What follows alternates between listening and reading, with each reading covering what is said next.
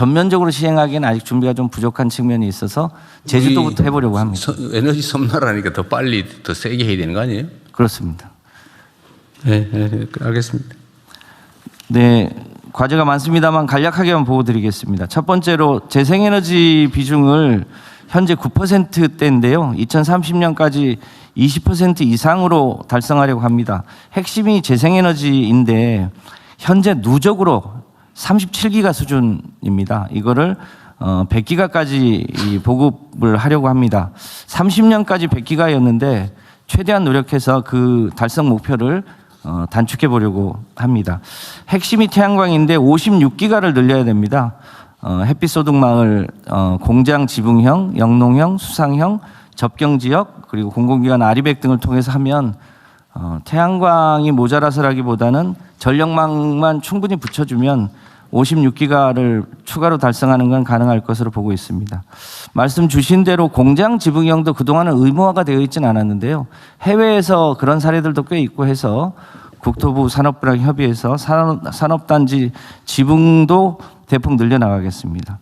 풍력은 대략 7기가 정도를 목표로 하고 있습니다. 해풍법이 시행이 됐는데 그동안은 대략 10년 이상 걸렸습니다. 이거를 6년 정도로 단축하더라도 우리 정부가 최대한 노력하면 그 혜택은 다음 정부가 보게 될 것으로 보여집니다. 35년까지 대략 한 37기가 정도를 보급하는 것을 목표로 하고 있습니다. 최근에 풍력 발전 사고가 좀 났었습니다. 국민들이 걱정을 많이 하시는데요. 이 발전기 안전 점검 체계도 전면적으로 쇄신해서 풍력에 대한 국민들의 불안함을 없앨 수 있도록 하겠습니다. 바이오 발전도 중요한데요. 소위 이제 돼지똥은 바이오 가스 발전화 해야 하고요. 소똥, 우분은 바이오 매스화 해서 이게 가만 냅두면 냄새도 많이 나고 또 비가 오면 수질오염의 주범이 됩니다. 그래서 수질오염도 잡고 민원도 해소하면서 에너지화하는 시스템을 본격적으로 시행하겠습니다. 그렇게 해서 재생에너지를 주력 전환화하고요. 원전하고 섞어서 일종의 탈탄소 에너지 믹스를 본격적으로 추진하는데 2030년이면 소위 그 무탄소 발전 비중이 전체의 50%를 넘을 것으로 보입니다. 두 번째로 현재 60개의 석탄 발전소가 있는데 이거를 우리 국민들에게 2040년까지 폐지하겠다고 약속을 했습니다. 이와 관련한 로드맵을 잘 준비할 수 있도록 하겠습니다. 이 석탄 발전소가 주로 몰려있는 지역이 태안, 당진, 하동, 보령과 같은 것인데요. 이 지역은 폐지 지역에 대한 특별법도 만들고 대체 산업도 집중 육성하고요. 또 거기에 있는 노동자들의 정의로운 전환도 체계적으로 추진할 수 있도록 하겠습니다.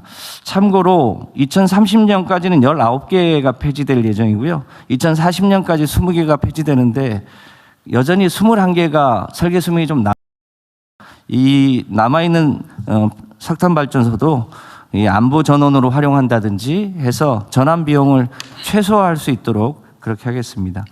석탄 발전 위주의 발전 공기업이 5사가 있는데요. 올해 중에 통폐합 계획을 세우고 이 발전 공기업도 재생에너지 중심의 공기업으로 전환할 수 있도록 하겠습니다. 가스인데요.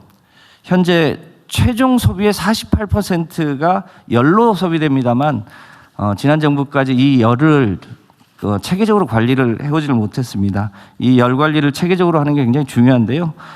공결이나 수열 히트펌프와 같은 것을 본격적으로 보급하고 지역난방공사의 주요 여론이 LNG입니다. 이것도 재생에너지 열로 단계적으로 바꿔나갈 수 있도록 하겠습니다. 이런 히트펌프가 본격적으로 보급이 되면 재생에너지와 ESS와 전기차를 이렇게 믹스하면 일종의 가정 단위도 에너지 제로 주택을 만들고요. 산업 단지도 에너지 제로 아리백 산단을 만드는 핵심 수단이 될 수 있을 것으로 봅니다. 두 번째로 제조 녹색 제조 글로벌 3강 도약을 목표로 세웠습니다.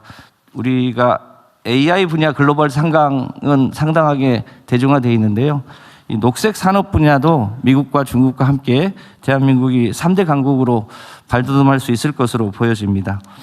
그거를 위해서 녹색 산업을 집중 육성해야 되는데요. 태양광이나 풍력, 배터리, 전력 인프라, 수소와 같은 녹색 산업에 저희가 제조업 기반이 충분히 있기 때문에 그 아래 표에 보시는 것처럼 그런 산업을 집중적으로 육성할 수 있을 것으로 보여집니다.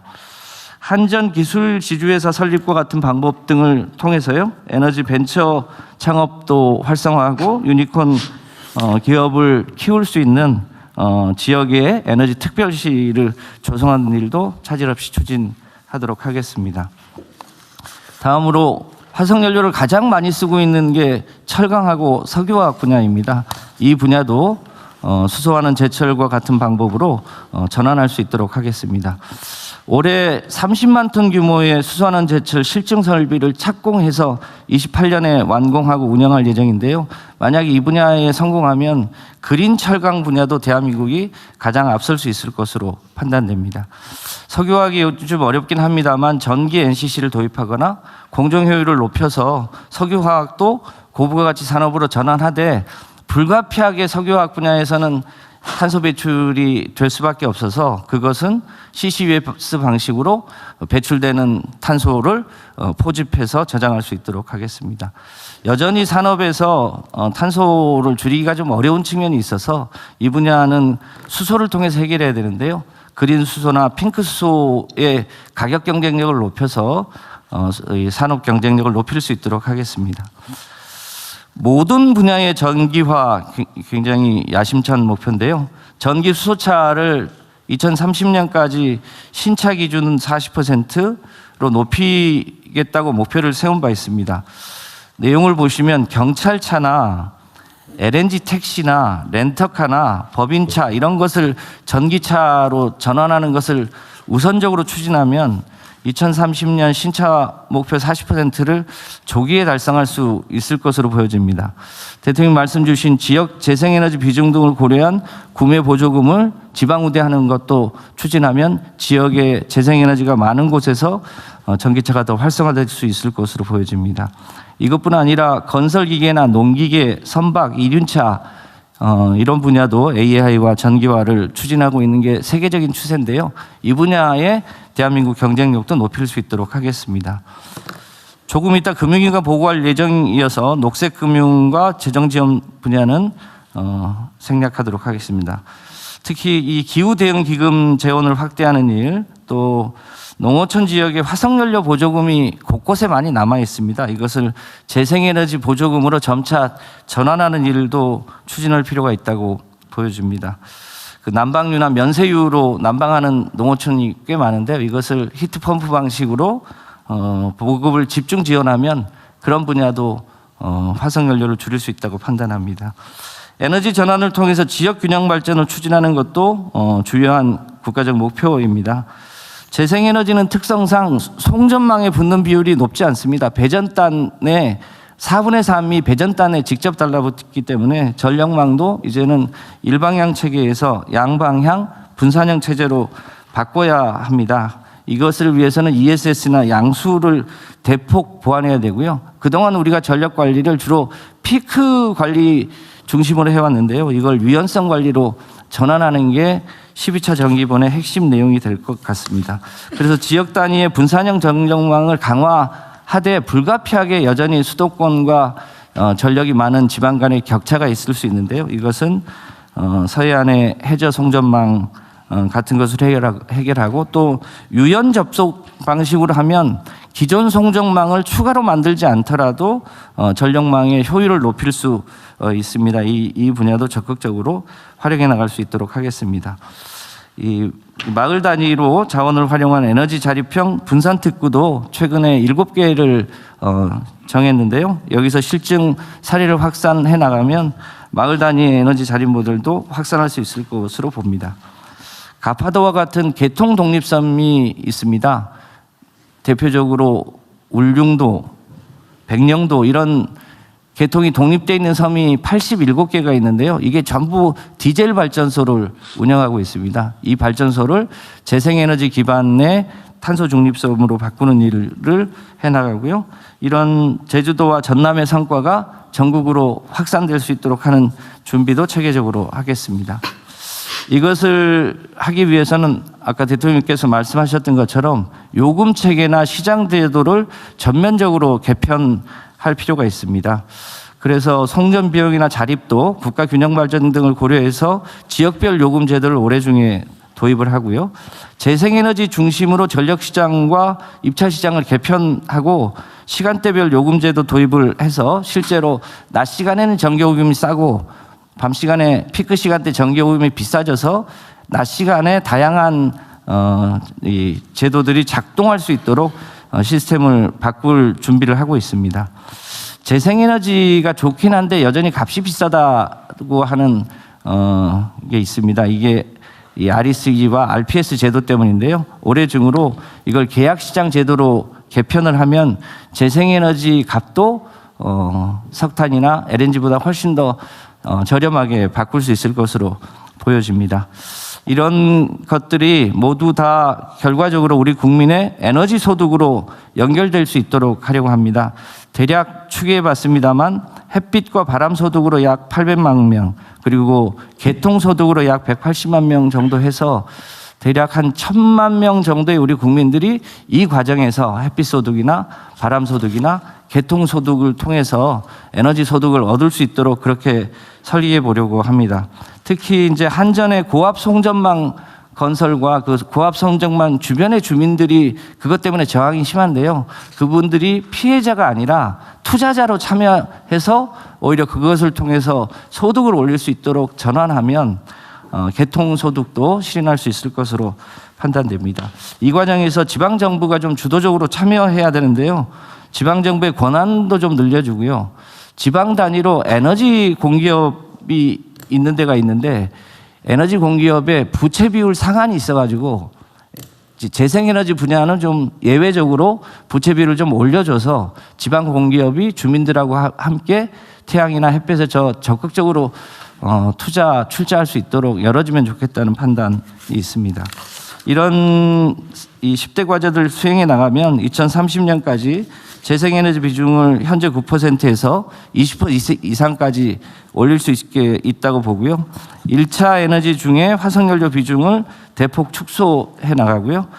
전기화 비중도 30% 이상으로 높여서 현재 전기 국가에서 가장 앞서 있는 데가 현재는 중국인데 그 못지않게 대한민국이 전기화 비율을 높이는 전기 국가로 전환해 나갈 수 있도록 하겠습니다. 이와 관련해서 4월 달에 1차 재생에너지 기본계획과 열에너지 혁신 전략을 발표하고요. 6월 달에는 녹색 대전환 소위 KGX 전략도 추가로 발표합니다. 하반기에는 12차 전력수급 기본계획과 석탄발전 전체 전환 로드맵을 확정해서 발표할 예정으로 있습니다. 참고로 그 다음 페이지에 그 관련 부처와 여러 가지 해결해야 될 과제를 열거를 해뒀습니다. 이 부분은 오늘 국무회의 이후에 각 부처와 긴밀히 협의해서 에너지 대전환을 차질 없이 추진해 나갈 수 있도록 하겠습니다. 이상 보고 마치겠습니다. 기후에너지부의 계획이나 방향은 이미 다 공감대가 있는 것 같아요. 네. 또 구체적 계획도 별 무리가 없는데 문제는 실행을 언제 하냐? 얼마나 빨리, 얼마나 강력하게 하느냐. 그게 문제 아니에요?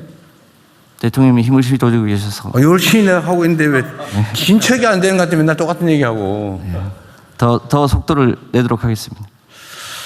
전력망 건설, 그러니까 소위 지능형 전력망 건설 계획은 있어요?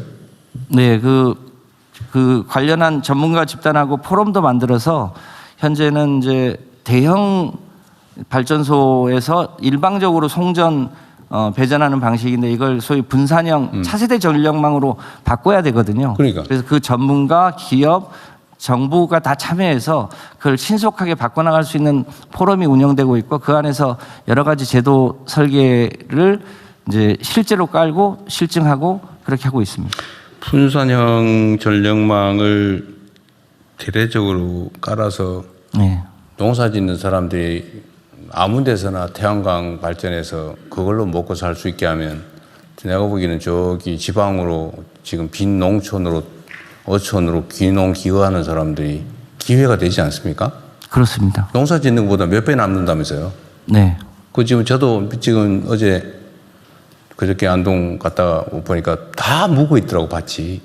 네. 산에 묵은 밭이 한두 개가 아닌데 그런데 사실 농사 짓는 것보다 태양광 농사 짓게만 해주면 그 엄청난 소득이 가능하지 않아요?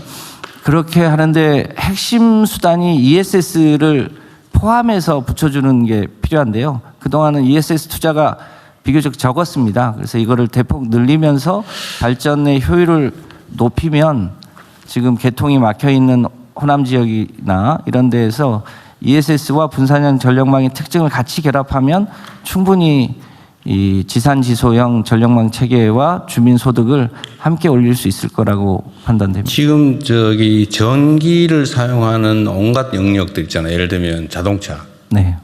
자동차도 전기차로 빨리 바꿔서 그 낮에 다 충전하고 낮에는 충전하면 엄청 싸더라.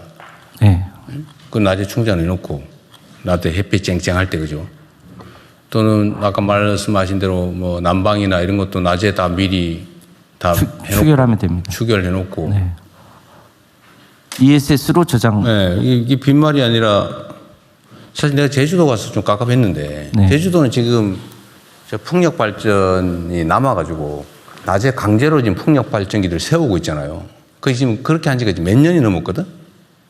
그렇습니다. 그래서 이제 커테일을 계속 하니까 최근에는 입찰 시장을 도입해 가지고 아예 이제 입구에서 그것을 제한하는 제도를 했는데요. 원천적으로 보면 그것을 발전을 뭐 계속 늘리고 발전을 하고 저 자동차 제주도 안에는 저기 청정 지역이기도 하니까 네. 사실은 정책적으로라도 그 화석연료 못 쓰게 네. 하고 보조금 많이 줘가지고 신차 구입은 기본적으로 당연히 전기차 쓸 수 있게 인프라 구축해주고 가격 싸게 해주고 그 뭐 제주도차가 밖으로 나올 일도 없으니까 네. 그거는 마음먹기 따라서 지금으로 속도를 빨리 내면은 상당히 성과를 낼 수 있을 것 같은데.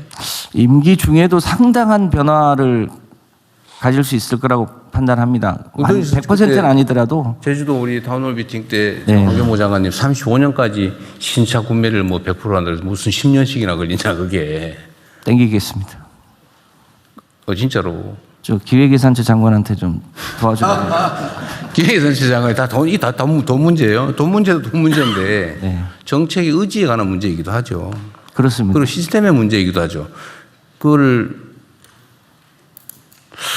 이게 참 너무 큰 문제라서 그렇게 쉽게 얘기하기는 어려운 측면은 있는데 어쨌든 모범적 사례도 만들어내야 되고 지금부터라도 과감하게 투자해야 되잖아요. 특히 이 분산형 전력망도 그렇지만 어쨌든 거기에 지능형으로 만들어서 사실 통제를 관리를 잘해야 되는 거 아닌가요? 그 AI와 소위 VPP 예. 가상발전소 가상발전소. 개념으로 하면 충분히 가능합니다. 그 투자도 지금 그것도 사실 충분히 준비되어 있는 건 아니잖아요. 그렇습니다. 그리고 뭔가 새로운 사업을 시작하려고 그러면 무슨 심사 규제 기간 너무 오래 걸려요. 사업하다 망하면 그 투자자들이나 기업들이 망하는 거지 나라 망하는 건 아니잖아요. 네. 너무 막 열심히 보고 과보고하는 거 아닌가요? 그래서 분산형 특구 제도를 만들어서 전국적으로 실험하기 어려운 것은 그 분산 특구 내에서 해당 기업이 실험하거나 실증하거나 이렇게 할 수 있도록 제도를 바꿔놨거든요. 그래서 이제 그게 본격화되면 그 안에서 제주도나 뭐 그러니까 그 위험을 감수할 의지가 역량이 다 있는데도 정부가 너무 과보해가지고 절차 거치고 혹시라도 위험하지 않을까 안전하게 하자고 그냥 1년씩 3년씩 심사하고 너무 심하다는 생각이 들어서 그런 거예요. 사실 중국이 신속하게 성공한 이유가 또 있기도 하죠. 그렇습니다. 저희가 이제 전력의 특성상 한 번이라도 소위 정전 블랙아웃이 오면 또 국민들의 미치는 영향이 크니까 조금 보수적인 측면이 있습니다만 그래서 상대적으로 제주도는 좀 그리드가 독립되어 있는 측면이 있으니까요. 그러니까요. 거기서 좀 혁신적인 실험을 좀 빨리 성공하고 그게 이제 그러니까 그거를 막 10년 후, 15년 후 이렇게 하지 말고 그냥 돈 좀 들고 하더라도 임기 중에 최대한 빨리 해서 뭐 임기는 별로 안 중요해요. 네. 최대한 빨리 속도를 내서 저는 정말 낮에 풍력 발전기 세우고 저 비싼 전기, 비싼 화석연료 휘발유 쓰고 그런 건 이해가 안 돼요. 제주도 그 좁은 동네 기껏해야 차 한 바퀴 풀로 돌아봐야 1시간 반 이상 안 걸리잖아요. 그 충전기도 몇 개만 있으면 되잖아요. 전체 전력이 1기가가 채 안 됩니다.